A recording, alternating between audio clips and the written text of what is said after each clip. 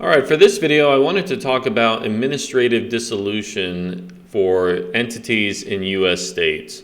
So I want to cover what is it, what kind of events trigger an administrative dissolution, and what's the negative impact, and can it be cured? So if you form a company in a U.S. state, this is any U.S. state, you have to comply with the local statutes to keep that entity active and in good standing, right? So good standing is the terminology mostly used.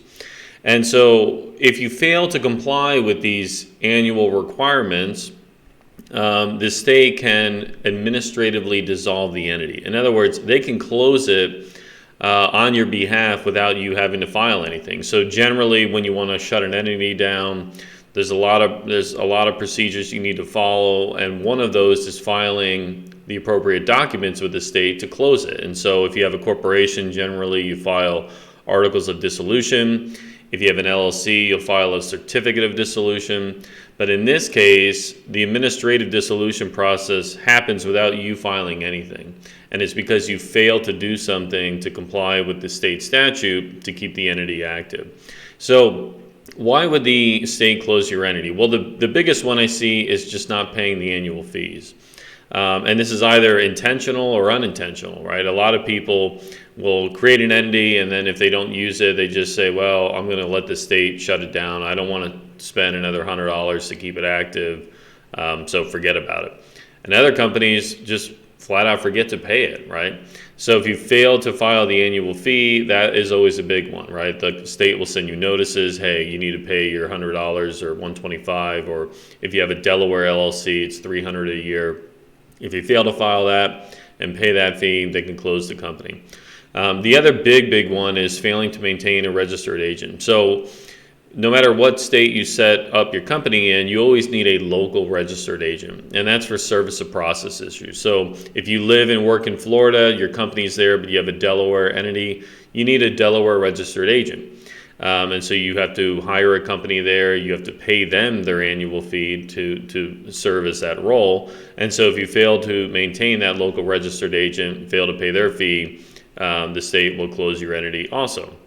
The other one is failing to file an annual report. Now this varies from state to state. Delaware, for example, for LLCs, they don't actually have a quote annual report. You really just pay a $300 fee and that's it. But if you have a Delaware corporation, there is an annual report, right? You have to pay there's an annual report where you disclose the amount of common stock that's issued and outstanding, all other classes of stock issued and outstanding.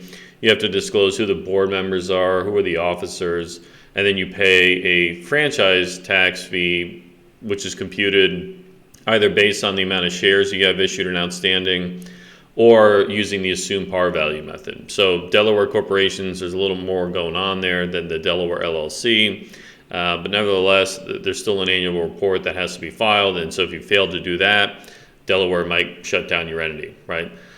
So really depends on what state you set up in. Some states require more and others require less.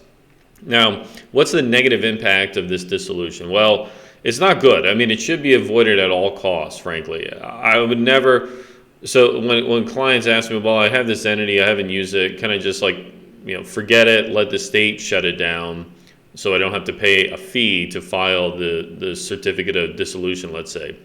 Never recommended, right? And here's why.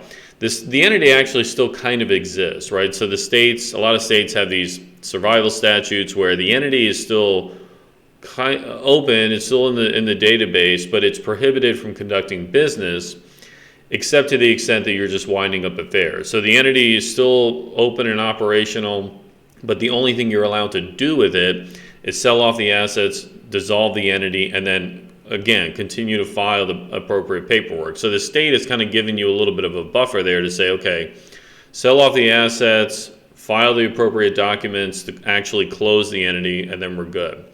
If the business operations continue, the liability protection is no longer there, right? So if you're a business owner and you're conducting business through an entity that has been administratively dissolved, and it's not in good standing, if there's an issue with the business, you can be held personally liable, right? So obviously, that's not good. It defeats the whole point of having a separate entity. The other issue is the entity is not in good standing, so it can't levy lawsuits against other third parties, right? So if there's something that happens with a business, you have a falling out with a customer or client, and you need to sue them, you can't bring a lawsuit, right? You can't bring a lawsuit on behalf of the business if the entity is not in good standing. So can it be fixed? Fortunately, yes, right? So if you have an entity that is administratively dissolved and you know about it, you should stop conducting business immediately, right? And then do everything you can to remedy the situation. So most states will allow you to file for reinstatement, to reinstate the entity that was administratively resolved, or dissolved rather, and normally that just requires doing everything that you should have done before, right? So paying the fees, making sure you have a registered agent on file, making sure you file all your annual reports, right? If you're past due on an annual report, just get it filed, get the fee paid, and the state will reinstate your entity in most cases. So it's not it's not a huge disaster to have this happen to you, but if you're aware that your entity was administratively dissolved and you're still conducting business, you need to cure the issue immediately, okay? Do not just ignore this. And so a lot of companies, frankly, they just forget. I mean, I get it. Like, stuff is happening, you just forget that you have to file your annual report and pay the fee to the state, even though they are sending you regular notices normally. So that covers it for this video. I hope that was helpful. If you find you're in this position and you have a question, please leave me a comment below. Happy to answer any I can. And I look forward to seeing you again on the next video. Thank you.